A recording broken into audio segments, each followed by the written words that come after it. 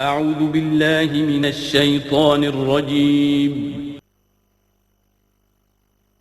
بسم اللہ الرحمن الرحیم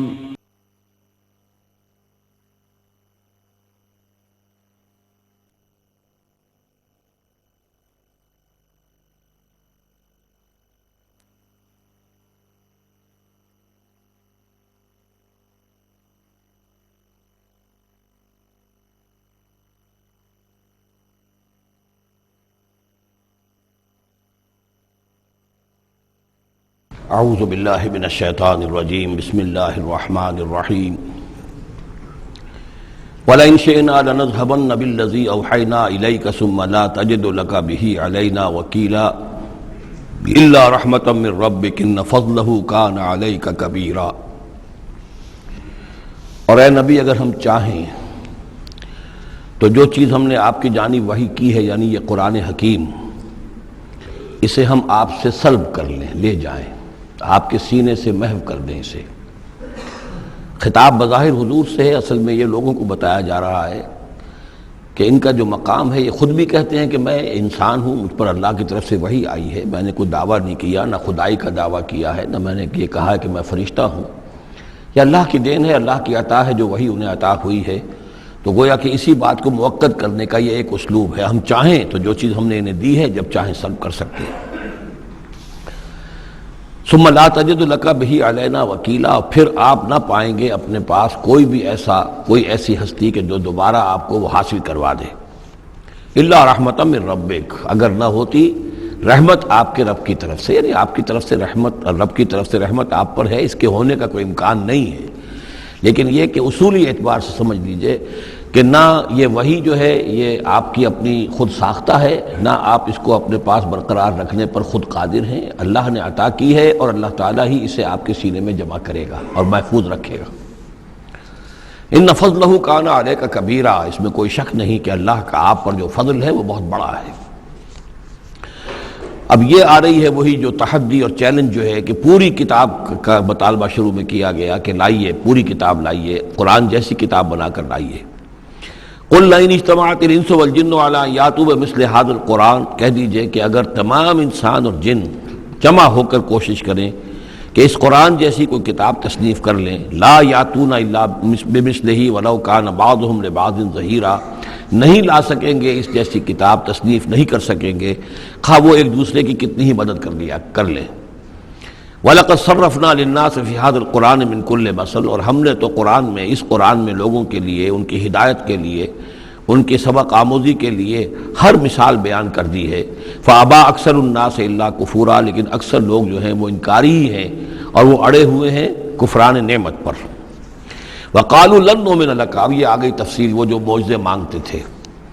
وہ کہتے ہیں ہم ہرگز نہیں مانیں گے آپ کو، آپ کی تصدیق نہیں کریں گے، حتیٰ تفجر لنا من الارض ینبوعا، یہاں تک کہ آپ اسی سرزمین مکہ میں ہمارے دیکھتے دیکھتے ایک چشمہ نکال دیں۔ او تکون لک جنۃ من نخیل، یا آپ کے لیے یہاں ایک باغ بن جائے، پیدا ہو جائے جو کھجوروں کا باغ ہو، وعنب، اور اس میں انگوروں کی بھی بیلیں ہوں، فتفجر الانہار خلالها تفجیرا، اور اس باغ کے اندر جو ہے آپ نہریں بھی جاری کر کے دکھا دیں۔ اور تسقط السماء کما زعمت علینا کسفا، یا یہ کہ پھر جیسے آپ کا خیال ہے کہ قیامت کی جو خبریں دے رہی ہیں کہ قیامت کے وقت جو ہے وہ آسمان جو ہے اس طرح ہو جائے گا اور پہاڑ جو ہے اس طرح ہو جائیں گے، تو آپ کا خیال ہے تو پھر قرآن کا آسمان کا کوئی ٹکڑا ہم پر گرا کر دکھا دیے، تسقط السماء کما زعمت علینا کسفا، کہ یہ آسمان جو ہے ٹکڑے ٹکڑے ہو کر ہم پر گر جائے۔ اور تاتی باللہ والملائکۃ قبیلا، یا پھر یہ کہ آپ اللہ کو اور فرشتوں کو لے آئیے ہمارے سامنے، وہ ہم رو در رو ان کو دیکھ لیں۔ او یکون لک بیت من زخرف، یا پھر آپ کے لیے ایک محل، ایک سنہری محل جو ہے تعمیر ہو جائے۔ او ترقی فی السماء، یا پھر آسمان میں چڑھ کر دکھائیں۔ ولن نؤمن لرقیک حتی تنزل کتابا نقرأہ، اور ہم نہیں مانیں گے آپ کے چڑھنے کو بھی جب تک کہ آپ لے کر نہ اترے ایک کتاب جسے خود ہم پڑھیں کہ ہاں اس کتاب میں یہ لکھا ہوا ہے۔ ان تمام مطالبات کے جواب میں کیا فرمایا؟ قل، کہہ دیجئے سبحان ربی، میرا رب پاک ہے، هل كنت الا بشرا رسولا، میں اس کے سوا اور کیا ہوں کہ ایک بشر ہوں، رسول، میں انسان ہوں، صرف یہ کہ مجھ پر وحی آئی ہے اور وہ وحی میں تمہیں پہنچانے پر مامور ہوں۔ بنیادی فرق یہ ہے، باقی یہ کہ سیرت و کردار کا جو فرق عظیم ہے وہ تم بھی جانتے ہو، میں تمہارے درمیان ایک عمر گزار چکا ہوں، لیکن نوعیت جو ہے وہ تو یہ ہے کہ میں بھی ایک انسان ہوں، میں بھی اسی طرح پیدا ہوا ہوں جیسا تم پیدا ہوئے ہو، میرے والدین تھے، میں بھی کھانا کھاتا ہوں، میں بھی بازاروں میں چلتا پھرتا رہا ہوں، میں کاروبار کرتا رہا ہوں، میں نے بزنس کیا ہے ہر سطح کا، یہ سب تمہیں معلوم ہے۔ حل کنت الا بشرا رسولا، میں کیا ہوں سوائے اس کے کہ ایک بشر ہوں اور رسول۔ وما منع الناس ان يؤمنوا اذ جاءهم الهدى، اور نہیں روکا ہے لوگوں کو ایمان لانے سے جب کہ ان کے پاس ہدایت آ گئی، الا ان قالوا بعث اللہ بشرا رسولا، مگر اس بات نے کہ انہوں نے کہا کہ کیا اللہ نے کسی بشر کو رسول بنا کر بھیجا ہے؟ رسول تو پھر کوئی فرشتہ آتا۔ اب اس کی جو دلیل یہاں دی گئی ہے وہ بہت اہم ہے۔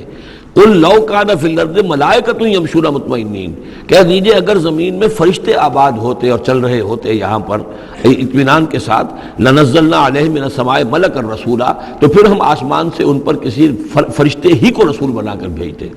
یعنی رسول کا کام یہ ہدایت دینا، بات سمجھانا، پھر اپنی زندگی میں نمونہ پیش کرنا۔ انسانوں کے لیے فرشتہ کیسے نمونہ ہو جائے گا؟ انسانوں کے لیے تو انسان نمونہ ہوگا، فرشتوں کے لیے فرشتہ نمونہ ہوگا۔ فرشتہ جو ہے آ بھی جائے یہاں پر تو کہیں گے صاحب اس کو تو نہ کھانے پینے کی ضرورت ہے، نہ اس کا جورو جاتا ہے، اس کو تو کوئی ضروریات ہی نہیں ہے، یہ ٹھیک ٹھیک آدمی ہے اور ٹھیک ٹھیک اس کا کردار ہے، تو ٹھیک ہے ہم کیسے کریں؟ ہمارے تو جوری جاتا ہے، ہمارا رشتہ ہے، ہمارے بچے ہیں، ہمیں پیٹ لگا ہوا ہے، ہمیں یہ ہے، ہمیں وہ ہے۔ تو انسانوں کے اوپر حجت قائم کرنے کے لیے تو ظاہر بات ہے کہ انسانی رسول بھیجے جا سکتے ہیں۔ ہاں فرشتے آباد ہوتے تو فرشتے کو بھیج دیتے۔ قل لو كان في الارض ملائكة يمشون مطمئنين لنزلنا عليهم من السماء ملكا رسولا قل كفى بالله شهيدا بيني وبينكم، اے نبی کہہ دیجئے اب اللہ کافی ہے میرے اور تمہارے درمیان گواہ۔ بہت رد و قضا ہو چکی ہے، اب تو جو فیصلہ ہے وہ اللہ کرے گا اور وہ گواہ کافی ہے۔ انه كان بعباده خبيرا بصيرا، اور وہ اپنے بندوں کو دیکھ رہا ہے، باخبر ہے، میرے حال سے بھی واقف ہے اور تمہاری جو کیفیت ہے اس کو بھی جانتا ہے۔ وَمَن يَهْدِ اللَّهُ فَهُوَ الْمُهْتَدِ، اور جسے اللہ ہی ہدایت دیتا ہے وہی ہدایت یافتہ ہوتا ہے۔ وَمَن يُضْلِلْ فَلَن تَجِدَ لَهُ أَوْلِيَاءَ مِن دُونِهِ، اور جس کی کہ ضلالت پر اس کی طرف سے فیصلہ ہو چکا ہو تو پھر اس کے لیے تم نہیں پاؤ گے کوئی بھی ولی اس کے سوا۔ وَنَحْشُرُهُمْ يَوْمَ الْقِيَامَةِ عَلَىٰ وُجُوهِهِمْ عُمْيًا وَبُكْمًا وَصُمًّا، اور ہم انہیں جمع کریں گے قیامت کے دن میدان حشر میں تو وہ منہ کے بل اوندھے چلیں گے، اندھے ہوں گے، گونگے ہوں گے، بہرے ہوں گے۔ مَأْوَاهُمْ جَهَنَّمُ، اور ان کا ٹھکانہ ہوگی آگ جہنم، کلما خبت، جیسے جیسے وہ بجھنے لگے گی، زدناہم سعیرا، ہم اسے اور بھڑکا دیا کریں گے۔ یعنی یہ کہ اگر کہیں اس کی آگ میں کوئی کمی شدت میں، اس کی حرارت میں، تمادت میں آئے گی، ہم اس میں پھر اضافہ کر دیں گے۔ ذالک جزاؤہم بانہم کفروا، اور یہ ان کے لیے جزا ہے اس لیے کہ انہوں نے کفر کیا بے آیاتنا، ہماری آیات کا۔ وقالوا اذا كنا عظاما ورفاتا، اور انہوں نے کہا کہ کیا جب ہو جائیں گے ہڈیاں اور وہ بھی چورا چورا، انا لمبعوثون خلقا جدیدا، تو کیا ہم دوبارہ اٹھا لیے جائیں گے ایک نئی تخلیق کی صورت میں۔ اولم یروا، کیا انہوں نے دیکھا نہیں، ان اللہ الذی خلق السماوات والارض قادر، کہ وہ اللہ کے جس نے آسمان بنائے اور زمین بنائی وہ اس پر قادر نہیں ہے، ان یخلق مثلہم، کہ ان جیسی مخلوق کو پیدا کر دے۔ تمہیں ایک دفعہ پیدا کیا تھا، تمہاری طرح کا آدمی دوبارہ پیدا کرنے اس کے لیے مشکل کیوں ہو گیا؟ وَجَعَلَ لَهُمْ أَجَلًا لَا رَيْبَ فِيهِ، اور ان کے لیے وہ معین کر دے ایک وقت معین جس میں کوئی شک نہیں، کسی طرح کا ریب اور شک نہیں۔ فَأَبَى الظَّالِمُونَ إِلَّا كُفُورًا، تو یہ ظالم جو ہیں یہ تو انکاری ہیں اور سوائے کفران نعمت کے اور آیات الہیہ کے کفر کے کوئی اور روش اختیار کرنے کو تیار نہیں ہے۔ قل لو انتم تملکون خزائن رحمت ربی، اے نبی ان سے کہہ دیجئے اگر تمہارے ہاتھ میں اختیار ہوتا میرے رب کے کی رحمت کے خزانوں کا، اذا لامسکتم خشیت الانفاق، تو تم ان سب خزانوں کے دروازے بند کر دیتے، انہیں روک کر رکھتے کہ کہیں خرچ نہ ہو جائے، تمہارے اندر تو اس قدر بخل ہے۔ وکان الانسان قتورا، انسان ہے بہت ہی دل کا تنگ۔ وَلَقَدْ آتَيْنَا، آپ دیکھیے اس سورہ مبارکہ کا پہلا رکوع جو تھا اس میں بھی بنی اسرائیل کی تاریخ، لیکن حضرت موسیٰ علیہ السلام کا وہاں سے ذکر شروع کیا کہ ہم نے انہیں کتاب دی، وَآتَيْنَا مُوسَى الْكِتَابَ وَجَعَلْنَاهُ هُدًى لِبَنِي اسرائیل۔ اور یہ واقعہ کب ہوا ہے کہ جبکہ مصر سے وہ نکل کر آ چکے تھے صحرائے سینا میں، گویا کہ پوری داستان جو مصر کی تھی اس کا وہاں پر تذکرہ نہیں ہے، لیکن اس سورہ مبارکہ کے آخری رکوع میں پھر حضرت موسیٰ کا ذکر آ رہا ہے۔ یہ گویا کہ خاص اسلوب ہے اس قرآن مجید کی صورتوں کا، خاص طور پر جو صورتیں کہ ایک ہی وقت میں خطبے کی شکل میں نازل ہوں، ان کی ایک تو یہ کہ ابتدائی اور آخری آیات جو ہیں ان کی ایک خصوصی اہمیت اور فضیلت ہوتی ہے، اور دوسرا یہ کہ ان کے اندر خاص ربط ہوتا ہے۔ تو بنی اسرائیل کی تاریخ کے بعد کے ادوار وہاں آئے ہیں، لیکن جو مصر کے اندر ان کے ساتھ ہوا ہے اس کا ذکر اب یہاں ہو رہا ہے۔ وَلَقَدْ آتَيْنَا مُوسَىٰ 9 آیَاتٍ بَيِّنَاتٍ، اور ہم نے موسیٰ کو 9 نشانیاں دی تھی روشن۔ 2 نشانیاں تو وہ تھیں کہ جو وہ اولین مرحلے پر اللہ تعالیٰ نے ان کو دی تھیں، یعنی یہ کہ ایک عصا جو کہ وہ سانپ بن جاتا تھا یا اژدہا بن جاتا تھا، اور دوسرے ان کا وہ ہاتھ کہ جو چمکنے لگتا تھا۔ اس کے بعد 7 نشانیاں ان کو جو اور دکھائی گئی مختلف اوقات میں، ان پر جو عذاب آئے اور حضرت موسیٰ کے دعا کرنے سے پھر وہ وقت پر ٹل جاتے رہے، تو ان میں سے سنین، نقص من الثمرات، طوفان، جراد یعنی ٹڈی دل، قمل چچڑیاں، ضفادع یعنی مینڈک، اور خون کی بارش، یہ تمام جو ہے یہ سورہ اعراف کے اندر تفصیل گزر چکی ہے۔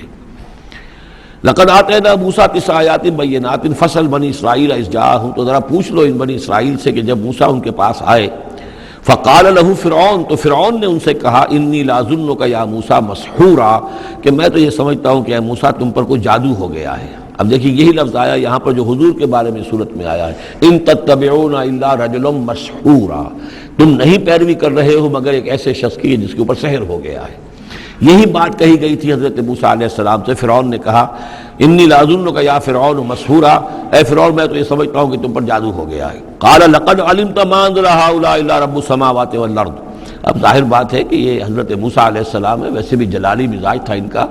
پھر یہ فرعون جس سے یہ مکالمہ ہو رہا ہے ان کے چھوٹے بھائی کے مانند بھی تھا، تو اس کے اسی انداز میں بات کر رہے ہیں، اس میں تنتنا وہی ہے۔ لقد علمت، تجھے خوب معلوم ہے، ما انزل هؤلاء، نہیں اتارا ہے نشانیوں کو، الا رب السماوات والارض، مگر اسی نے کہ جو آسمانوں اور زمین کا مالک ہے، بصائر، سجھانے کے لیے، دکھانے کے لیے، تمہاری آنکھیں کھولنے کے لیے۔ وانی لاظنک یا فرعون مسبورا، اور اے فرعون تو سمجھتا ہے کہ مجھ پر جادو ہو گیا ہے، اب میں یہ سمجھتا ہوں کہ تو تباہی اور ہلاکت کے کنارے تک پہنچ چکا ہے، اب تیری بربادی اور تیری ہلاکت یقینی ہے۔ فاراد ان یستفزهم من الارض، تو فرعون نے ارادہ کیا کہ انہیں اکھاڑ پھینکے زمین سے،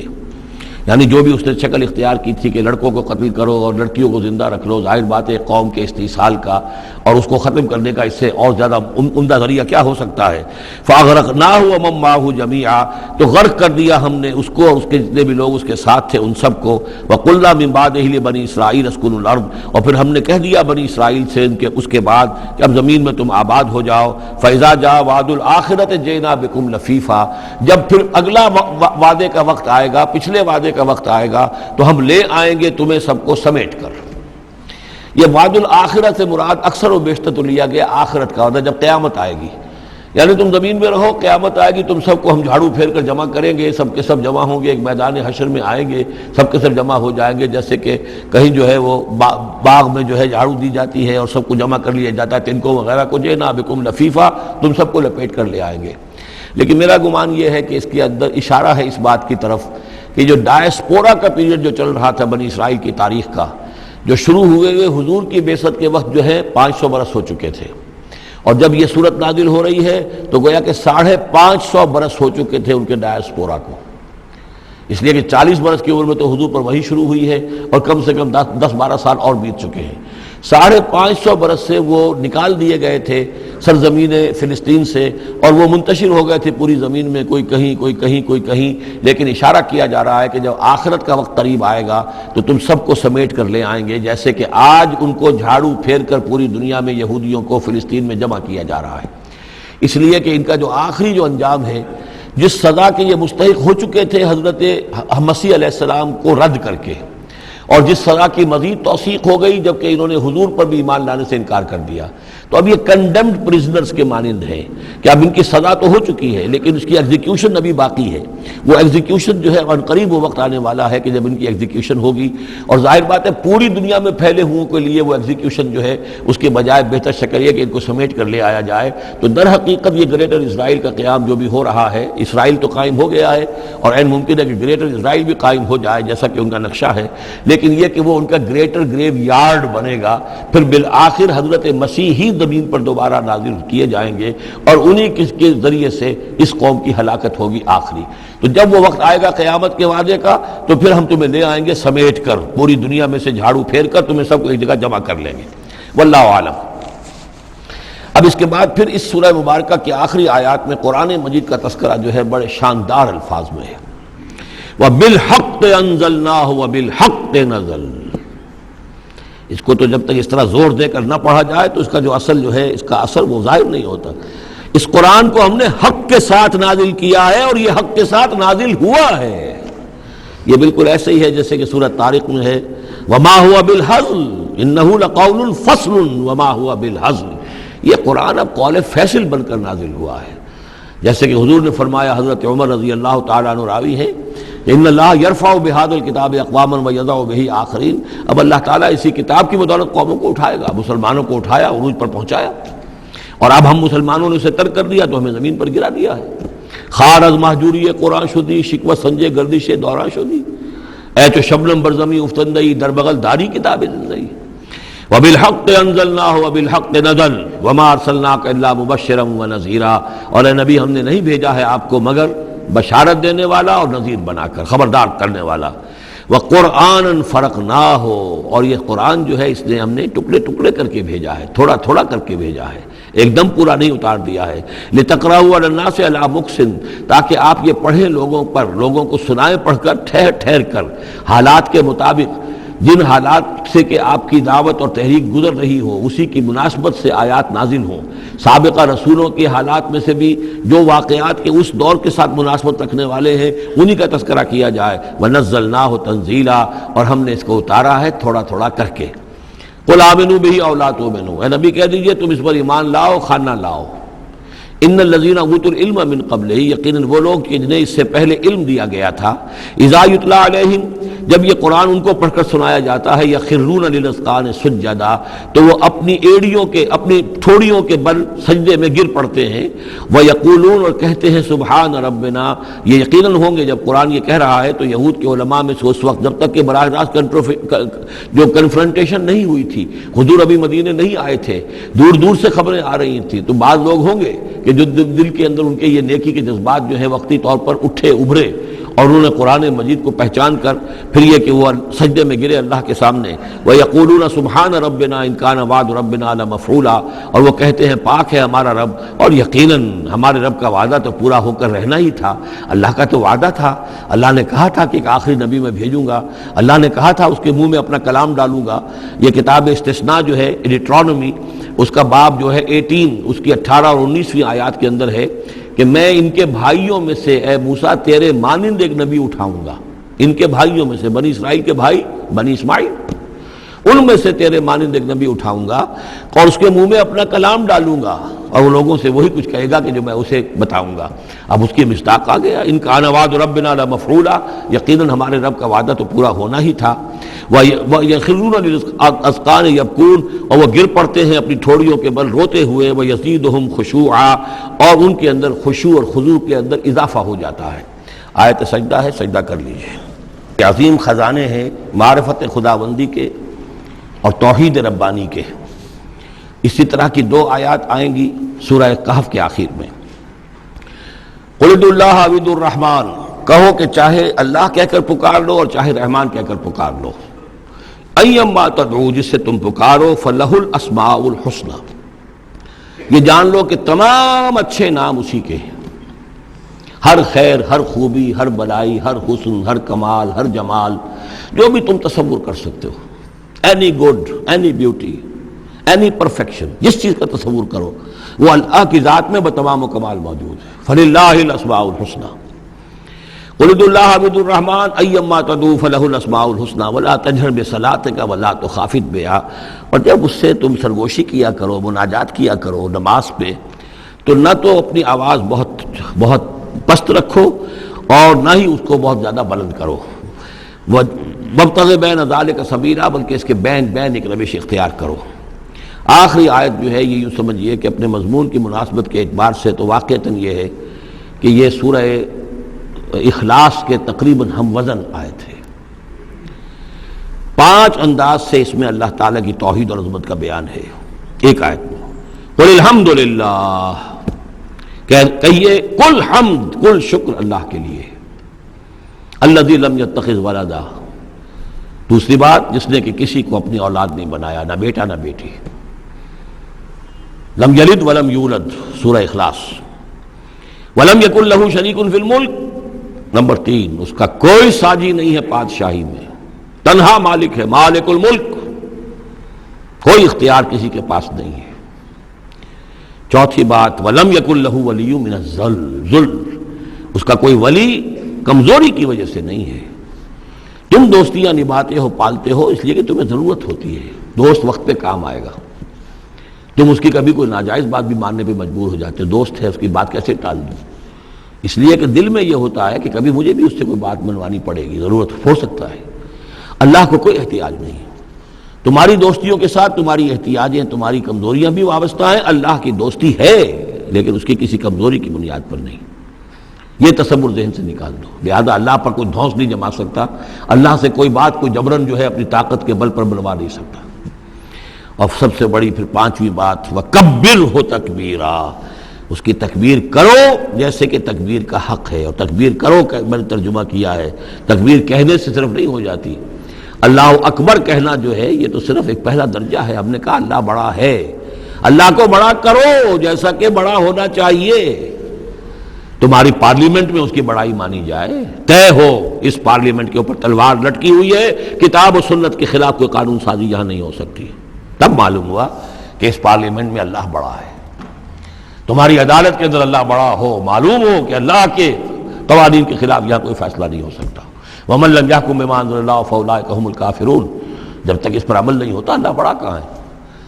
اللہ کو تو آپ نے مسجدوں میں بند کر دیا، مسجدوں میں رہو، بس یہاں ہم تیری تکبیر بھی کریں گے،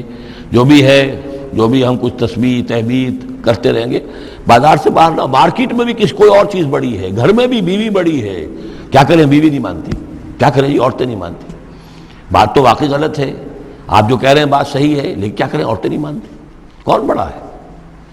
بڑا تو پھر اللہ نہیں ہے۔ کبر ہو تکبیرا، اسے بڑا کرو جیسے کہ بڑا کرنے کا حق ہے۔ تو یہ 5 اسلوب ہیں اس میں کہ جو توحید کے بیان ہوئے ہیں۔ سورۃ الکہف، بسم اللہ الرحمن الرحیم، الحمد للہ الذی انزل علی عبدہ الکتاب ولم یجعل لہ عوجا۔ یہ پوائنٹ میں نوٹ کرا چکا ہوں کہ آخری آیت کیا تھی؟ قل الحمد للہ، کہو قل حمد اللہ کے لیے ہے۔ یہ آخری آیت تھی سورہ بنی اسرائیل کی، اور سورہ کہف کی آیت شروع ہو رہی ہے الحمدللہ الذی، گویا کہ اس حکم کی تعمیل جو ہے اس سے آغاز ہو رہا ہے اس سورہ مبارکہ کا۔ اس کو میں نے کہا تھا یہ انٹر لاکڈ ہیں دونوں صورتیں جو ہیں، جیسے آتا ہے تورات میں کہ حضرت یعقوب اپنے بھائی عیسو کی ایڑیاں پکڑے ہوئے تولد ہوئے، یہ جڑواں پیدا ہوئے تو 2 بھائی عیسو اور یعقوب۔ عیسو بڑے تھے، یعنی بڑے اسمانی میں جو بھی ہوتے ہیں جڑواں، ان میں جو پہلے جس کی ولادت ہو جائے وہ بڑا ہوتا ہے، چاہے 2 منٹ کا فرق ہو، 5 منٹ کا فرق ہو۔ تو اس کی ولادت کے بعد پھر حضرت یعقوب، تو عقب کہتے پیچھے کو، پیچھے آنے والا یعقوب، اس لیے ان کا نام پڑ گیا ہے کہ یہ پچھلا ہے۔ جو پہلا تھا وہ عیسو تھا، عیسو کے بارے میں کچھ معلوم نہیں، ان کی اولاد وغیرہ کدھر گئی، بہرحال وہ ایک علیحدہ بحث ہے۔ تو اسی طریقے سے یہ سورہ کہف جو ہے گویا کہ سورہ بنی اسرائیل کی ایڑیاں پکڑے ہوئے قرآن مجید میں وارد ہو رہی ہے۔ اس میں آپ دیکھیے الحمدللہ الذی انزل علی عبدہ، وہی اللہ تعالیٰ نے اللہ کے اپنے رسول کی جو نسبت ہے اس کو عبد کے نمایاں کیا ہے، کتاب نازل کی ولم یجعل لہ عوجا، اور اس میں کوئی کجی نہیں رکھی، قیما سیدھی، ٹھیک ٹھیک، روشن مبین، لینذر بأسا شدیدا۔ اب یہ ہے لفظ جو بہت زیادہ غور کرنے کے قابل ہے۔ اس کتاب کے حضور پر نزول کے مقاصد میں سے ایک یہ بھی ہے خبردار کر دیں ایک بہت بڑی آفت سے۔ ویسے باسن جب واحد آتا ہے تو عام طور پر اس کے معنی جنگ ہوتے ہیں، جب جمع میں آتا ہے تو سختی، مصیبت، بھوک، فاقہ، یہ سارے بأسا۔ آیت البر میں بھی ہم نے پڑھا والصابرین فی البأساء والضراء وحین البأس۔ بأسا جب جمع میں آیا ہے تو فقر و فاقہ، تکلیف، مصیبت، اور حین الباس جنگ کے وقت۔ تو ان دونوں کو ذہن میں رکھیے، بہت بڑی آفت، بہت بڑی آفت، بہت بڑی آفت ایک تو ہے دجالی فتنے کی، دجال المسیح الدجال جو آنے والا ہے، جس کے بارے میں حدیث میں آتا ہے کہ کوئی نبی اور رسول ایسا نہیں گزرا جس نے اپنی قوم کو دجال کے فتنے سے آگاہ نہ کیا ہو، اور پوری انسانی تاریخ میں دجال کے فتنے سے بڑا کوئی فتنہ نہیں ہوگا، اور وہ ہر بندہ مومن کے امتحان کے لیے کڑا ترین جو ہے مرحلہ آ جائے گا، سخت ترین امتحان اس کا لیا جائے گا۔ تو یہ جو سختی ہے اس کی خبر دیتے ہوئے یہ سورہ مبارکہ نازل ہو رہی ہے، اور خاص طور پر اسے باسن اگر جنگ کے معنی میں لیں تو الملحمۃ العظمیٰ، کتاب الملاحم، جو کہ آپ دیکھیں گے احادیث کی کتابوں میں پورا باب ہے کتاب الملاحم، اور اس کا تعلق بھی دجال کے ساتھ ہے، کیونکہ پھر دجال ہی کو قتل کریں گے حضرت مسیح علیہ السلام نازل ہو کر. تو یہ سارا مسئلہ جو ہے اس کی خبر دینے کے لیے قیما لینذر باسا شدیدا من لدنہ، گویا کہ یہ جو احادیث کی کتابوں میں آپ کو حدیث کے ابواب ملتے ہیں، چاہے وہ کتاب الفتن ہو اور چاہے وہ کتاب جو ہے آثار قیامہ ہے، اس طرح کے جتنے بھی ہیں، اور کتاب الملاحم ہے، یہ گویا کہ اس کی شرح ہے لینذر باسا شدیدا من لدنہ، اور یہ ہوگا بھی خاص اللہ کی طرف سے. یہ آزمائش بھی، یہ دجال کا فتنہ بھی، یہ بہت بڑی جنگ بھی، جس کو آرمگڈون کہتے ہیں. کرسچین جو ٹریڈیشن ہے اس میں اس کے لیے لفظ ہے آرمگڈون، ایک بہت بڑی جنگ ہوگی. ڈکشنری میں بھی آپ دیکھیں گے کہ خیر اور شر کی قوتوں کے درمیان اس دنیا کے خاتمے سے پہلے ایک بہت بڑی جنگ ہونی ہے جس کا نام یہ آرمگڈون ہے. لینذر باسا شدیدا من لدنہ ویبشر المؤمنین الذین یعملون الصالحات، اور تاکہ بشارت دے وہ ان اہل ایمان کو جو نیک عمل کرتے ہوں، ان لہم اجرا حسنا، کہ ان کے لیے ہوگا بہت اچھا بدلہ، ماکثین فیہ ابدا، اور وہ اس میں رہیں گے ہمیشہ ہمیشہ. یہ جو دجالی فتنہ ہے اس کے ساتھ ایک خاص مناسبت ہے اس سورہ مبارکہ کی. احادیث میں آتا ہے کہ دجالی فتنے کے اثرات سے بچنے کے لیے اس سورہ مبارکہ سے ذہنی اور قلبی رشتہ مفید ہے. اس کی تلاوت کرتے رہنا، خاص طور پر جمعے کے روز پوری سورہ کہف، ورنہ یہ کہ کم سے کم اس کی ابتدائی اور آخری آیات ان کی بڑی اہمیت ہے. دجالی فتنہ اصل میں کیا ہے سمجھ لیجئے کہ ایک تو ہے دجالی فتنہ بالعموم، دجل کہتے ہیں فریب کو، جیسے کہ کوئی نبی نہیں ہے، وہ اس نے فریبی لبادہ اوڑھ لیا، نبوت کا دعویٰ کر رہا ہے، وہ دجال ہے. تو اس طرح کی تو حضور نے فرمایا ہے کہ 30 دجال پیدا ہوں گے. انہی میں سے ایک ہمارے زمانے کے اندر جو ہے یہ غلام احمد قادیانی بھی تھا، وہ دجال تھا جس نے کہ اعلان کیا کہ میں نبی ہوں جبکہ وہ نبی نہیں تھا. تو فریبی بنا ہوا جس نے کہ ملمہ اپنے اوپر چڑھایا ہوا ہے. اسی طریقے سے دجالی فتنہ یہ جو ہے اس پوری دنیا میں اس وقت جو فتنہ ہے وہ یہ ہے کہ مادہ پرستی کا اتنا غلبہ ہو چکا ہے ذہنوں کے اوپر، افکار کے اوپر، لوگوں کے نظریات کے اوپر، لوگوں کے اخلاق کے اوپر، لوگوں کے اقدار جو ہیں، ویلیوز جو ہیں اس کے اوپر، کہ وہ آخرت کو بالکل بھول گئے، اللہ کو بھول گئے، اسباب کے اندر گم ہے، مسبب الاسباب سے ذہول ہو گیا. دنیا ہی دنیا ہے، آخرت کو بھولے ہوئے ہیں. مادہ ہی مادہ ہے، روح سے کوئی سروکار ہی نہیں. یہ ہے بالعموم جس کا نام دجالی فتنہ ہے کہ حقیقت کے اوپر پردہ پڑا ہوا ہے، آخرت پر دنیا کا پردہ پڑا ہوا ہے.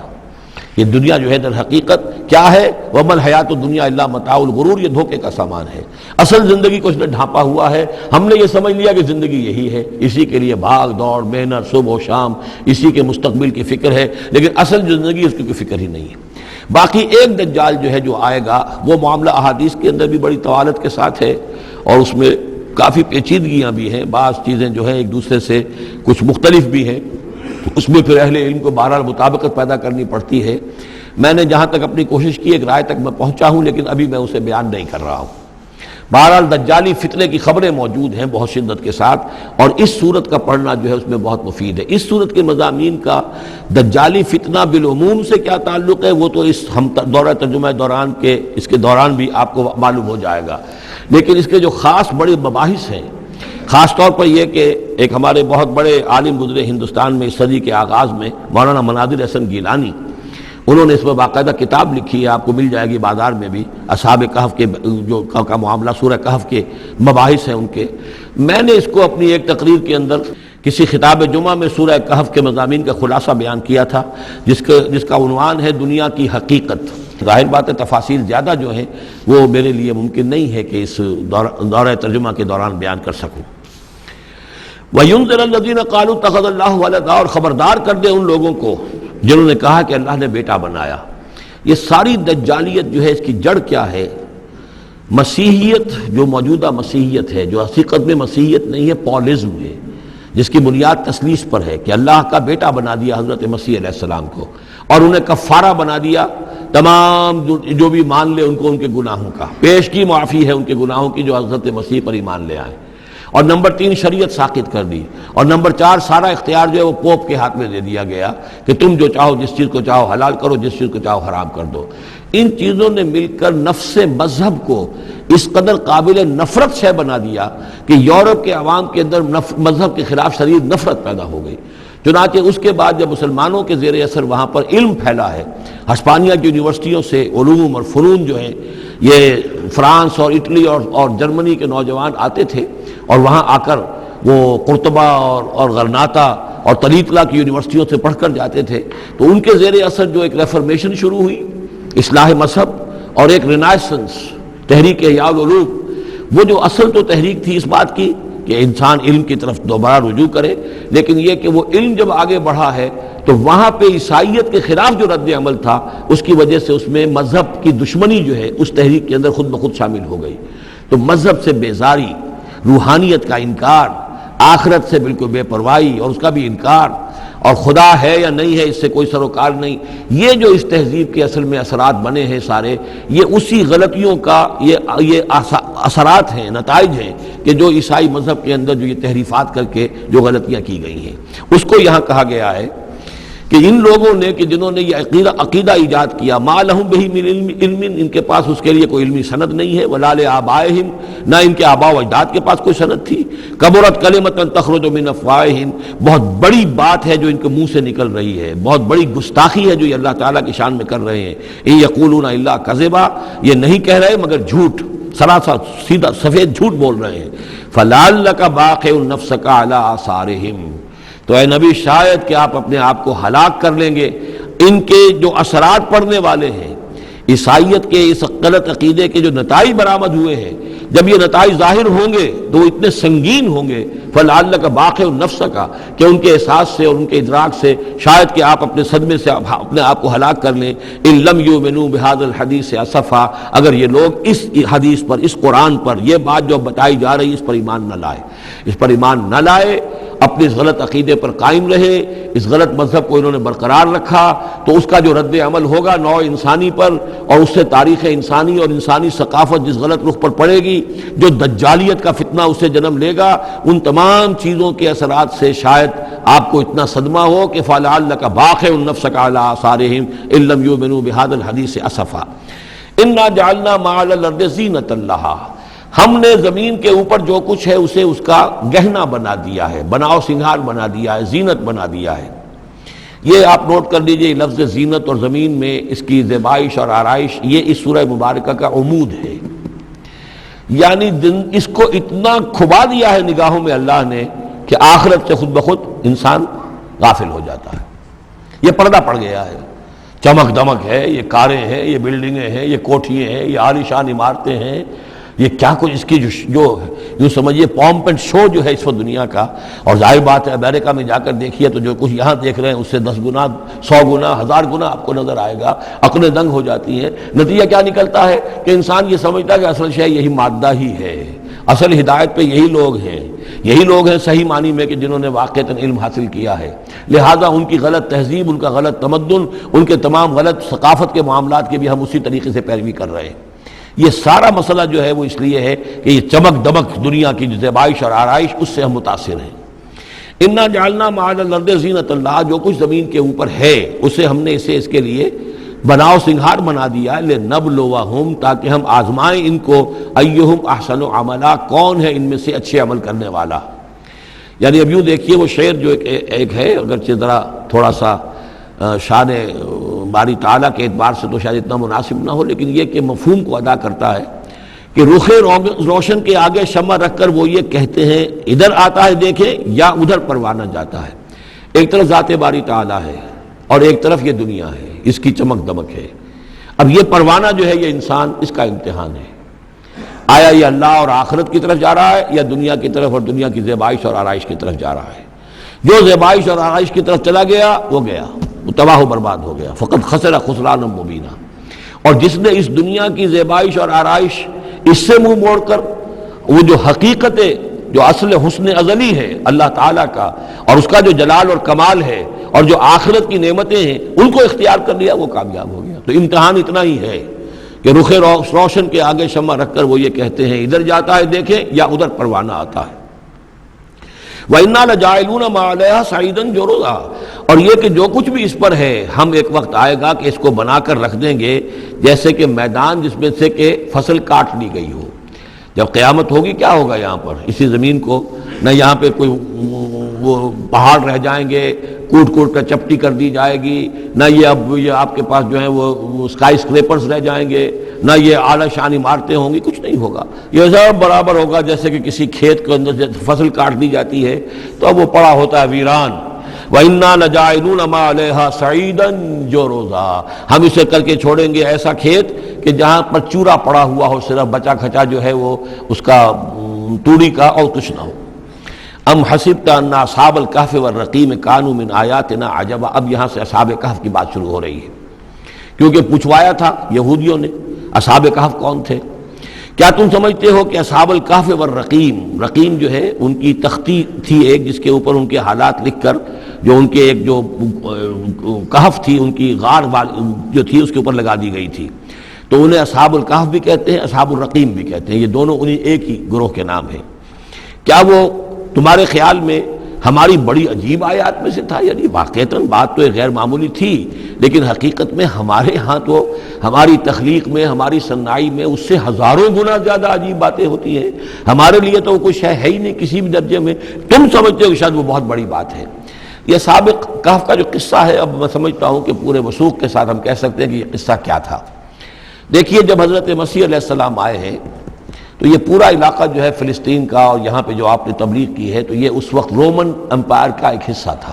اگرچہ مقامی طور پر ایک لوکل بادشاہ جو تھا یہودی وہاں پر حکومت کر رہا تھا، لیکن وہ پپٹ تھا، اصل میں تو حکومت جو تھی رومیوں کی، جو رومی تھے بت پرست۔ اور اس کے بعد چونکہ انہوں نے بغاوت کی، حضرت مسیح تو اٹھا لیے گئے سن 30 عیسوی کے آس پاس یا 33 عیسوی کے آس پاس، لیکن اس کے بعد جو ہے ان یہودیوں نے بغاوت کی رومیوں کے خلاف، جس کے نتیجے میں سن 70 عیسوی میں ٹائٹس رومی نے تو ان کی حکومت بھی ختم کی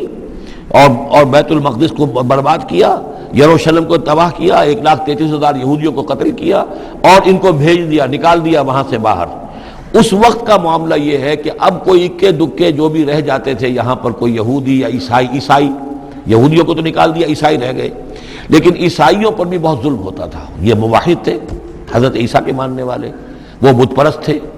تو اس زمانے میں کہیں بادشاہ کوئی تھا ڈیسیس یا دقیانوس جس کو کہتے ہیں، اس کے زمانے میں کچھ جو عیسائی تھے حضرت عیسیٰ پر ایمان رکھنے، آج کے عیسائیوں پر قیاس نہ کیجئے، جو نصارہ تھے حضرت عیسیٰ کو ماننے والے جو موحدین تھے، ان میں سے کچھ نوجوانوں کی پیشی ہوئی بادشاہ کے دربار میں۔ انہوں نے کہا کہ تم اپنے نئے دین سے اگر باز نہیں آؤ گے، اتنے دن کی مہلت تمہیں دی جا رہی ہے تو تمہیں سولی چڑھا دیا جائے گا، بس مہلت دی جا رہی ہے، جاؤ غور کر لو، سوچ لو۔ ان لوگوں نے آ کر سوچا کہ اب نہ تو ہمارے لیے یہ ممکن ہے کہ ہم مقابلہ کر سکیں، چلو کسی غار میں چھپ جاتے ہیں، دیکھیں اللہ تعالیٰ کیا کرتا ہے ہمارے لیے۔ وہ ایک غار میں جا کر چھپ گئے، اور غار میں جا کر چھپے ہیں تو اللہ نے انہیں وہاں پر سلا دیا، موت تاری نہیں کہ سلا دیا۔ اللہ کروٹ بھی بدلواتا رہا، ان کے لیے سارا کچھ بندوبست کیا، اللہ کی قدرت میں تھا۔ حضرت عزیر کو 100 برس کے لیے مار دیا تھا، موت کے بعد ان کو دوبارہ زندہ کر دیا۔ لیکن یہ کہ ان کا معاملہ یہ ہے کہ ان کو وہاں پر جو ہے تقریباً 300 برس یہ وہاں پر پڑے رہے اس غار کے اندر۔ غار کی شکل کچھ خاص ایسی تھی کہ ادھر آنا جانا لوگوں کا تھا ہی نہیں، اور یہ ہے جو موجودہ ترکی کے علاقے میں شہر ایفسس ہے ایک، اس کے آس پاس ہیں اس طرح کے غار، جیسے ایجنٹا کے غار ہندوستان کے مشہور ہیں، ایسے ہی وہاں بھی غاروں کا سلسلہ ہے، اور ہیں بھی وہ ایسے کہ ان کے دہانے جو ہیں وہ ہیں شمال کی جانب، تو دھوپ ان میں براہ راست نہیں جاتی، صرف یہ کہ ریفلیکٹڈ لائٹ تو آتی ہے لیکن یہ کہ براہ راست دھوپ نہیں جاتی، تو ایک طرح کا اندھیرا سا اس کے اندر ٹوائی لائٹ جسے آپ کہہ لیں وہ رہتا ہے سارا دن۔ وہاں پر یہ 300 برس تک سوتے رہے۔ اس 300 برس کے عرصے میں یہ ہوا کہ رومن امپائر جو ہے اس نے خود عیسائیت اختیار کر لی۔ 300 عیسوی کے اندر کانسٹنٹائن جو تھا ایمپرر وہ عیسائی ہو گیا، اب پوری امپائر جو عیسائی ہو گئی۔ اب اس کے زمانے میں اس کے بعد تھیوڈوسیس ہے ایک، 446 عیسوی میں یہ تھا، اس کے زمانے میں اللہ تعالیٰ نے ان لوگوں کو جگایا 300 برس کے بعد۔ اب یہ سمجھ رہے ہیں کہ وہی زمانہ ہے، وہی کفار کی حکومت ہے، وہی مشرکین ہے۔ اب انہوں نے ڈرتے ڈرتے اپنے کسی ایک آدمی سے کہا بھائی جاؤ یہ لے کے سکہ لے کر جاؤ، چاندی کا، اور کچھ نہ کچھ کھانے پینے کے لیے لے کر آؤ، دیکھنا لیکن اس طرح ہو کہ ہمارا پتہ نہ چل جائے کہ ہم یہاں چھپے ہوئے ہیں۔ وہاں جو گئے انہوں نے وہ سکہ پیش کیا، اور کہا یہ سکہ تمہارے پاس کہاں سے آیا؟ یہ تو بہت پرانا سکہ ہے، تو 400 سال پرانا، 300 سال پرانا سکہ کہاں سے لے آئے تمہیں کوئی خزانہ ملا ہے؟ بہرحال اس حوالے سے اب وہ جو ہے وہ پکڑے گئے، ان کی حالت جو ہے وہ جو بات سامنے آ گئی، لیکن جب بات سامنے آ گئی تو اب ان کا تو بہت یعنی وہ عزت کی گئی، اس لیے کہ اب تو جو ان کا مذہب تھا در حقیقت پوری مملکت کا مذہب وہی ہو چکا تھا، تو صورتحال تو تبدیل ہو چکی ہے۔ پھر یہ کہ اس کے بعد تفصیل معلوم نہیں ہے کہ غالباً وہ جا کر اپنی اسی غار میں وہ سو گئے ہیں یا دوبارہ اللہ نے ان پر وہیں پر موت طاری کر دی ہے، اس کا دروازہ بند کر کے اور اس پر ایک تختی لگا دی گئی ہے۔ یہ اصحاب کہف ہے۔ گبن کی جو ہے decline and fall of Roman empire, اس میں بھی یہ 7 سلیپرز، 7 سونے والے، ان کی کہانی موجود ہے۔ یہ چیز جو ہے گویا کہ رومن لٹریچر کے اندر موجود تھی، اس کا جو ذکر موجود تھا، اور قرآن مجید میں یہ امتحاناً سوال کیا گیا حضور سے، تو اس کا جواب دیا گیا کہ یہ 300 برس تک کچھ لوگوں کو سلا دینا یہ اللہ تعالیٰ کے نزدیک تو کوئی بڑی بات نہیں ہے، تمہارے نزدیک ام حسبت ان اصحاب الکہف والرقیم کانوا من آیاتنا عجبا اذ ابى الفتية الى الکہف، جبکہ وہ نوجوان آئے اپنے اس غار میں، فقالوا، اور انہوں نے کہا ربنا آتنا من لدنک رحمتا، پروردگار اب خاص اپنے خزانہ فضل سے ہمارے لیے رحمت کا بندوبست فرما، وہیئ لنا من امرنا رشدا، اور ہمارے لیے ہمارے معاملے کے اندر جو ہے وہ کوئی عافیت کا بندوبست فرما، فضربنا علی آذانہم، تو ہم نے تھپکی دے دی ان کے کانوں پر، فی الکہف سنین عددا، اسی وہ غار کے اندر جو ہے وہ سوتے رہے کئی سال۔ ابھی یہاں اس بات کو نہیں چھیڑا کتنے سال، سنین عددا، متعدد سال وہ سوتے رہے۔ ثم بعثناہم، پھر ہم نے انہیں اٹھایا، لنعلم ای الحزبین احصیٰ لما لبثوا امدا، تاکہ ہم دیکھیں کہ 2 گروہوں میں سے کس کو صحیح معلوم ہے کہ کتنے عرصے وہ وہاں رہے تھے۔ اس کا ذکر آگے آ جائے گا 2 گروہوں سے مراد کیا ہے۔ نحن نقص علیک نبأہم بالحق، اے نبی ہم آپ کو ان کا یہ قصہ سنا رہے ہیں، بیان کر رہے ہیں ان کے حالات حق کے ساتھ، صحیح بلا کم و کاسٹ۔ انہم فتیۃ آمنوا بربہم، وہ چند نوجوان تھے جو ایمان لائے اپنے رب پر، توحید کے ساتھ ایمان لانے والے، وزدناہم ھدی، اور ہم نے ان کی ہدایت میں اور اضافہ فرمایا، وربطنا علی قلوبہم، ہم نے ان کے دلوں کو ڈھارس دی، مضبوطی دی، دلوں کے اندر ثبات پیدا کر دیا، اذ قاموا، جب وہ بادشاہ کے دربار میں کھڑے ہوئے، اور جیسے کبھی حضرت ابراہیم علیہ السلام نے بات کی تھی اسی طرح ڈٹ کر انہوں نے بات کی، اذ قاموا فقالوا، اور انہوں نے کہا ربنا رب السماوات والارض، ہمارا رب تو وہ ہے جو آسمانوں اور زمین کا رب ہے، ہم کسی اور رب کو ماننے کے لیے تیار نہیں، کسی اور دیوی کو، کسی دیوتا کو، کسی بت کو ہم ماننے کو تیار نہیں۔ لن ندعو من دونہ الہا لقد قلنا اذا شططا، ہم اس کے ایک الہ کے سوا کسی اور کو پکارنے کے لیے تیار نہیں ہیں، ہم نے اگر ایسی کوئی بات کہی تو یہ تو عقل سے بہت دور کی بات ہو جائے گی۔ ہؤلاء قوم اتخذوا من دونہ آلہہ، یہ جو ہماری قوم ہے اس نے بہت سے آلہہ جو ہیں اختیار کر لیے ہیں اللہ کے سوا، انہوں نے اختیار کر لیے ہیں بہت سے آلہہ اس کے سوا، لولا یاتون علیہم بسلطان بین، تو کیوں نہیں وہ پیش کرتے ان کے اوپر کوئی دلیل، کوئی سند، کوئی اللہ کی طرف سے اتاری ہوئی سند ہو، کوئی آسمانی کتاب ہو۔ فمن ازلم ممن افترى علی اللہ کذبا، تو کون ظالم ہوگا اس شخص سے بڑھ کر کہ جس نے اللہ تعالیٰ کی طرف جھوٹ گھڑ کر منسوب کر دیا۔ تمہارے لیے اب مہلت صرف چند دن کی ہے، اس میں تم فیصلہ کر لو، اگر تم اپنے دین سے واپس نہیں پھرو گے اور ہمارے دین میں واپس نہیں آؤ گے، اپنے دین کو چھوڑ کر نئے دین کو، تو تمہیں ہم ہلاک کر دیں گے۔ اب یہ وہاں سے جا کر مشورہ کر رہے ہیں، وَإِذْ اعْتَزَلْتُمُوهُمْ، اور دیکھو جب تم نے اب ان سے اپنے آپ کو علیحدہ کر لیا ہے، وَمَا يَعْبُدُونَ إِلَّا اللَّهِ، اور ان ہستیوں کو بھی تم نے چھوڑ دیا جن کی وہ پرستش کرتے ہیں اللہ کے سوا، فَآوُوا إِلَى الْكَهْفِ، تو اب آؤ کسی کھو میں، کسی غار میں پناہ لے لیں، يَنشُرْ لَكُمْ رَبُّكُمْ مِنْ رَحْمَتِهِ، تمہارا رب تمہارے لیے وہاں کوئی رحمت کا سامان کر دے گا، وَيُهَيِّئْ لَكُم مِّنْ أَمْرِكُم مِّرْفَقًا، اور تمہارے معاملے کے اندر اللہ تعالیٰ خاص اپنی طرف سے کوئی نرمی اور کوئی آسائش کا سامان پیدا فرما دے گا۔ وَتَرَى الشَّمْسَ إِذَا طَلَعَت تَزَاوَرُ عَنْ كَهْفِهِمْ ذَاتَ الْيَمِينِ، اور تم دیکھو کہ سورج جب طلوع ہوتا تھا تو وہ ان کی اس غار سے کنی کتراتا ہوا داہنی طرف نکل جاتا تھا، یعنی براہ راست دھوپ جو ہے اس میں نہیں آتی تھی۔ وَإِذَا غَرَبَتْ، جب ڈوبتا تھا، تَقْرِضُهُمْ ذَاتَ الشِّمَالِ، تو بھی وہ کنی کترا جاتا تھا بائیں طرف، تو گویا کہ سورج جو ہے یوں جا رہا ہے اور اس غار کا جو منہ ہے وہ شمال کی طرف ہے، لہذا براہ راست جو ہے داہنی طرف سے ہو کر بائیں طرف سے ہو کر سورج نکل گیا، دھوپ جو ہے براہ راست اس پر نہیں آ رہی۔ اسی اصول پر آج کل جو بڑی بڑی بلڈنگز بنتی ہیں جو کارخانوں کی اور ملز کی، اس میں یہ نارتھ لائٹ شیلز بنائے جاتے ہیں، ایسے شیل روف کی ہوتے ہیں کہ جس میں پھر جو روشنی جو ہے وہ نارتھ کی طرف سے لیتے ہیں، کیونکہ ہمارے ہاں جو سورج ہے وہ کبھی بھی نارتھ میں نہیں جاتا، لہذا جو ہے سورج براہ راست کبھی نہیں آئے گا بلکہ انڈائریکٹ لائٹ آئے گی۔ وَهُمْ فِي فَجْوَةٍ مِّنْهُ، اور وہ جو اس غار تھی اندر سے کھلی تھی، اس کھلی غار کے اندر جا کر وہ لیٹ گئے، سو گئے۔ ذَلِكَ مِنْ آیَاتِ اللَّهِ، یہ اللہ کی نشانیوں میں سے ہے۔ مَن يَهْدِ اللَّهُ فَهُوَ الْمُهْتَدِ، جس کو اللہ ہدایت دیتا ہے وہی ہے کہ جو ہدایت یافتہ ہوتے ہیں۔ وَمَن يُضْلِلْ فَلَن تَجِدَ لَهُ وَلِيًّا مُرْشِدًا، اور جس کو اللہ تعالیٰ گمراہ کر دے،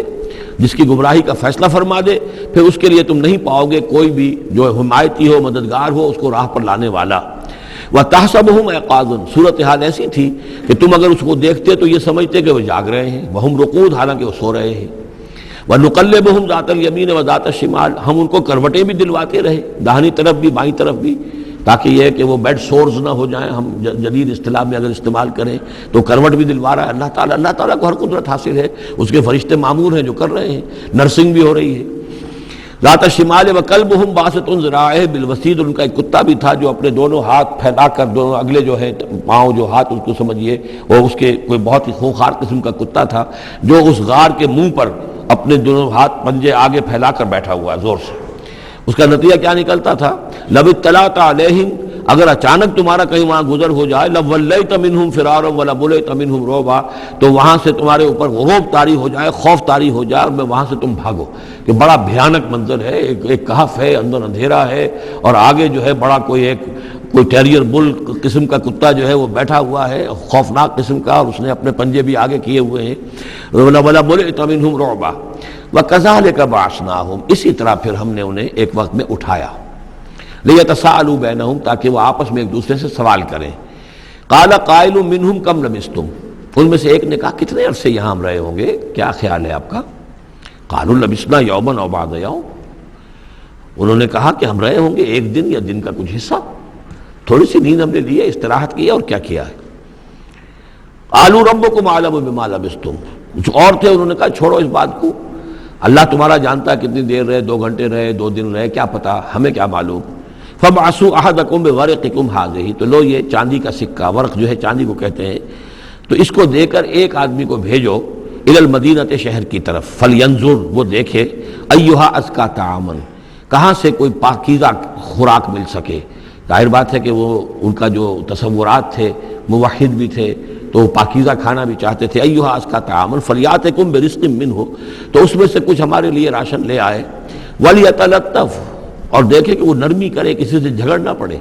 کہیں کسی سے جھگڑ پڑا اور جھگڑنے کی وجہ سے پھر کوئی شکل ہو جائے تو ہم تک لوگ پہنچ جائیں، تو بڑی نرمی کے ساتھ وہ معاملہ کرے۔ یہ وَلْيَتَلَطَّفْ نوٹ کر لیجئے، یہ تعداد حروف کے اعتبار سے قرآن مجید کا نصف ہے۔ وَلْيَتَلَطَّفْ کا تے نصف اول میں ہے، لام یہ نصف ثانی میں ہے، یہ نصف ہے تعداد حروف، الفاظ نہیں، حروف، الفابیٹس جو ہیں، جو حروف کی گنتی کی گئی ہے اس کے اعتبار سے یہ ٹھیک نصف ہو گیا، آدھے حروف اس کے تا پر پورے ہو گئے اور بقیہ آدھے جو ہیں شروع ہو رہے ہیں لام سے۔ وَلْيَتَلَطَّفْ، اور نرمی کا معاملہ رکھے، وَلَا يُشْعِرَنَّ بِكُمْ أَحَدًا، اور ایسا نہ ہو کہ وہ ہمارے اوپر متنبع کر دے، لوگوں کو مطلع کر دے، اس کا ذریعہ بن جائے۔ إِن يَظْهَرُوا عَلَيْكُمْ، اگر وہ تمہارے اوپر غالب آ گئے اور قابو پا لیا انہوں نے تم پر، يَرْجُمُوكُمْ، یا تو تمہیں رجم کر دیں گے، اب سنسار کر دیں گے، أَوْ يُعِيدُوكُمْ فِي مِلَّتِهِمْ، یا تمہیں مجبور کریں گے اور اپنی ملت میں، اپنے دین میں وہ واپس لے جائیں گے۔ وَلَن تُفْلِحُوا إِذًا أَبَدًا، اور اگر ایسا ہو گیا تو پھر ہمیشہ کے تم فلاح سے دور ہو جاؤ گے، پھر نہیں پا سکو گے فلاح کبھی بھی۔ وَكَذَلِكَ أَعْثَرْنَا عَلَيْهِمْ، اس طرح ہم نے مطلع کر دیا ان لوگوں پر، یعنی اب وہاں کے لوگوں نے، شہر کے لوگوں کو مطلع ہو گئے کہ یہ لوگ، ظاہر بات ہے کہ بڑا چرچا ہو گیا ہوگا یہ کون ہے۔ اب اس نے بات بتائی، پھر وہ آئے تو معلوم ہوا کہ ہاں واقعتاً کہ ان کے حالات، کوئی 7 آدمی ہوتے تھے ایک زمانے میں، اور وہ کہیں روپوش ہو گئے تھے، گم ہو گئے تھے، کہیں نہیں ملے تھے، پوری مملکت میں تلاش کیا گیا تھا، پھر ان کے حالات ایک تختی کے اوپر لکھ کر جو ہیں وہ خزانے میں رکھ دیے گئے تھے، وہ تختی کہیں نکلوائی گئی، 300 برس سے زائد پرانی بات تھی، اس کے اوپر وہ قصہ پورا کا پورا لکھا ہوا مل گیا، تو وہ ساری چیز جو ہے وہ بات کھل گئی۔ وَكَذَلِكَ أَعْثَرْنَا عَلَيْهِمْ، اور اس طرح ہم نے یہ بات ظاہر کر دی ان پر، لِيَعْلَمُوا، اب اس سے کیا کیا چیزیں واضح ہوئیں؟ ان وعد اللہ حق وان الساعۃ لا ریب فیہا، اللہ کا وعدہ سچا ہے اور یہ کہ قیامت کے بارے میں کوئی شک نہیں ہو سکتا، آتیۃ لا ریب فیہا، وہ آ کر رہے گی۔ اس لیے کہ جب 300 برس تک ایک آدمی سویا رہ سکتا ہے اور پھر وہ اٹھ گیا، تو تو کیا مشکل ہے اللہ کے لیے کہ وہ جو مر چکے ہوں ان کو دوبارہ زندہ کر دے۔ اذ یتنازعون بینہم امرہم، اب وہ ان کے بارے میں آپس میں جھگڑنے لگے کہ کیا کرنا چاہیے ان کا معاملہ۔ وہ تو جا کر اپنی غار کے اندر دوبارہ سو گئے اور اب اللہ نے ان کے اوپر موت جو ہے حقیقی موت وارد کر دی۔ اب کیا کرنا چاہیے؟ اذ یتنازعون بینہم امرہم، تو انہوں جب کہ وہ آپس میں جھگڑ رہے تھے، فقالوا ابنوا علیہم بنیانا، کچھ لوگوں نے کہا کہ یہاں پہ ایک یادگار تعمیر کر دی جائے، ایک عمارت تعمیر کی جائے، معلوم ہو کہ یہاں اتنا بڑا واقعہ ہوا ہے تو اس کے پاس ایک یادگار تعمیر ہو۔ ربہم اعلم بہم، ان کا رب ان سے اب بہتر واقف ہے۔ قال الذین غلبوا علی امرہم، تو جن لوگوں کی بات مانی گئی، جو غالب آئے اپنی رائے کے اعتبار سے، انہوں نے یہ کہا لنتخذن علیہم مسجدا، کہ اب ہم یہاں پر ایک مسجد تعمیر کریں گے ان کی یاد میں۔ اب یہاں تک کا واقعہ بیان کر کے فرمایا سیقولون ثلاثۃ رابعہم کلبہم، یہ لوگ کہیں گے کہ وہ 3 تھے اصحاب کہف اور چوتھا تھا ان کا کتا۔ ویقولون خمسۃ سادسہم کلبہم، اور کچھ یہ کہیں گے کہ نہیں وہ 5 تھے اور چھٹا تھا ان کا کتا۔ رجمم بالغیب، یہ ساری باتیں جو یہ کہہ رہے ہیں یہ اندھیرے کے اندر ٹامک ٹوئیاں ہیں، یہ تیر تکے چلا رہے ہیں اندھیرے کے اندر۔ وَيَقُولُونَ سَبْعَةٌ وَثَامِنُهُمْ كَلْبُهُمْ، اور ان میں سے کچھ وہ بھی ہیں جو کہتے ہیں کہ وہ 7 تھے اور 8واں ان کا کتا تھا۔ قُلْ رَبِّي أَعْلَمُ بِعِدَّتِهِمْ، کہہ دیجئے کہ میرا رب زیادہ بہتر جانتا ہے کہ ان کی تعداد کتنی تھی۔ مَا يَعْلَمُهُمْ إِلَّا قَلِيلٌ، نہیں جانتے اس چیز کو مگر بہت کم لوگ۔ یہاں قرآن مجید نے صراحت تو نہیں کی، لیکن مفسرین کا کہنا یہ ہے کہ بٹوین دی لائن بتا دیا کہ یہی رائے صحیح ہے، اس لیے کہ ثلاثۃ رابعہم کلبہم، خمسۃ سادسہم کلبہم، درمیان میں واو نہیں ہے، لیکن سبعۃ وثامنہم کلبہم اس کے اندر جو ہے زور ہے۔ دوسرے یہ کہ جب وہ جاگے تھے تو ایک نے سوال کیا تھا کتنے دن ہم رہے ہوں گے، پھر جواب میں 3 نے کہا تھا 1 دن یا اس کا کچھ حصہ، اس لیے کہ 3 سے کم پر جمع کا اطلاق نہیں ہو سکتا۔ قالو جو ہے صیغہ جمع کا ہے، 3 سے کم پر نہیں، 2 ہوتے تو قالا ہوتا۔ اسی طریقے سے پھر جنہوں نے یہ کہا کہ چھوڑو اس مسئلے کو اور کسی کو بھیجو کھانا لانے کی، وہ بھی کم سے کم 3 تھے، اس لیے کہ وہ بھی قالو کے لفظ کے ساتھ ہے، تو 3 جمع 3 اور ایک پوچھنے والا، وہ 7 بن گئے۔ ویسے یہ کہ گبن کی کتاب میں بھی میں نے آپ کو بتایا 7 سلیپرز، یہ گویا کہ ان کی ہاں بھی جو ٹریڈیشنز ہیں ان کی روایات جو تاریخی چلی آ رہی ہیں ان میں یہ کہانی کے طور پر یہ چیز موجود ہے ان کے لٹریچر کے اندر۔ تو گویا کہ اللہ نے تائید اسی کی ہے، لیکن یہ کہ اس میں جھگڑنے کی ضرورت کیا ہے؟ فلا تمہارے فیہم الا مران ظاہرا، تو اس معاملے کے اندر اے نبی آپ ان سے کچھ زیادہ جھگڑیے مت۔ ولا تستفت فیہم منہم احدا، اور نہ ہی ان چیزوں کے بارے میں ان میں سے کسی سے پوچھیے، اس لیے کہ یہ چیزیں ایسی نہیں ہیں، اسی میں ہمارے لیے ہدایت ہے۔ جو چیز دینی اعتبار سے اہم نہ ہو، اور جو خاص طور پر جو ہمارے لیے جو اصل مسئلہ اس وقت ہے اقامت دین کی جد و جہد، اصل مسئلہ، اس کے اعتبار سے جس کی اہمیت نہ ہو، اس کے بارے میں زیادہ چھان بین کرنا، زیادہ بحث و نظام میں پڑھنا جو ہے وقت ضائع کرنا ہے، بلکہ وہ اپنی اس جد و جہد کو نقصان پہنچانے والی بات ہے۔ فلا تمہارے فیہم الا مران ظاہرا ولا تستفت فیہم منہم احدا ولا تقولن لشیء، یہ بہت اہم واقعہ آ رہا ہے یہاں۔ اس واقعے میں حضور صلی اللہ علیہ وسلم سے ایک سہو ہو گیا تھا۔ جب یہ سوالات کیے گئے تو حضور نے فرمایا ٹھیک ہے میں اس کا جواب دے دوں گا، تم آنا، اور یہ کہ انشاءاللہ نہیں کہا، کل تم آنا میں تمہیں جواب دے دوں گا، انشاءاللہ نہیں کہا، صاف ہو گیا، غلطی ہو گئی۔ لیکن یہ کہ اللہ تعالیٰ نے جن کے جتنے رتبے بلند ہوتے ہیں پھر ان کی سختی بھی اتنی ہوتی ہے، جن کے رتبے ہیں سوا ان کی سوا مشکل ہے۔ ہم عام طور پر یہ باتیں کہتے رہتے ہیں ہمارے لیے اللہ نے کیا گرفت کرنی ہے کہ ان کی کوئی حیثیت ہی نہیں، کوئی مقام ہی نہیں، لیکن یہ کہ جو بلند مقام والا ہو اور وہ بغیر انشاءاللہ کہہ دے کہ کل یہ ہو جائے گا اور انشاءاللہ نہ کہے تو اس پر پھر گرفت ہو گئی۔ تو حضور کی کئی دن گزر گئے کہ جبرائیل نہیں آئے اور آپ کے لیے پھر ایک مشکل پیدا ہو گئی، گویا کہ مخالفین نے تالیاں پیٹنی ہوگی، چلو بس فیل ہو گئے، ناکام ہو گئے اس امتحان کے اندر جو ہے وہ تو اب یہ کامیاب نہیں ہو پائے۔ اس کے بعد جبرائیل آئے، یہ واقعات بھی لے آئے، ساتھ ہی یہ ہدایت بھی لائے۔ وَلَا تَقُولَنَّ لِشَيْءٍ إِنِّي فَاعِلٌ ذَلِكَ غَدًا، دیکھیے کبھی نہ یہ کہیے گا کہ یہ کام میں کل ضرور کر دوں گا، إِلَّا أَن يَشَاءَ اللَّهُ، مگر اس استثناء کے ساتھ اگر اللہ نے چاہا۔ یہ ہماری تہذیب کے اب یوں سمجھیے کہ کچھ کلمات ہیں سماجی، ہمارے ثقافت کے، ان کے اندر جو ہے توحید کی روح جو ہے وہ کوٹ کوٹ کر بھری ہوئی ہے۔ کوئی اچھا منظر دیکھا سبحان اللہ، یعنی یہ کہ اس منظر میں کچھ نہیں ہے، اصل میں حسن اللہ کا ہے۔ پھول دیکھا سبحان اللہ، پھول کی تعریف نہیں کر رہے ہیں، اب بنانے والے کی تعریف ہے جس نے اتنا عمدہ پھول بنایا ہے۔ کوئی آپ کو کوئی تکلیف رفع ہوئی، کوئی ضرورت پوری ہوئی، الحمدللہ، بھوک لگی ہوئی تو کھانا کھایا، الحمدللہ، تعریف اللہ کے لیے ہے۔ کوئی چیز آپ اپنے گھر میں داخل ہوئے، منظر اچھا لگا، بچے کھیل رہے ہیں، بڑا اچھا ماحول ہے، کہیے ماشاءاللہ ماشاءاللہ، جو اللہ کو پسند ہے۔ یہ جو کچھ ہے وہ اللہ کی مشیت سے ہے، یہ کوئی میری صلاحیت سے، میری قوت سے تو نہیں ہے۔ اسی طرح سے کوئی کام کرنا، انشاءاللہ میں یہ کام کرنا تو چاہتا ہوں، ارادہ تو ہے، لیکن ظاہر بات ہے کہ اللہ تعالیٰ کی مشیت کے بغیر، اللہ کی مرضی اور اذن کے بغیر تو نہیں ہو سکتا۔ تو یہ بھی گویا کہ، اور یہ سارے کلمات اس صورت میں آپ کو مل جائیں گے، ماشاءاللہ، انشاءاللہ، اور اس سے پہلے ہم الحمدللہ سے شروع کر چکے ہیں۔ الحمدللہ الذی انزل علی عبدہ الکتاب ولم یجعل لہ عوجا ولا تقولن لشیء انی فاعل ذلک غدا الا ان یشاء اللہ واذکر ربک اذا نسیت، اور اپنے رب کو یاد کر لیا کیجئے جب آپ بھول جائیں،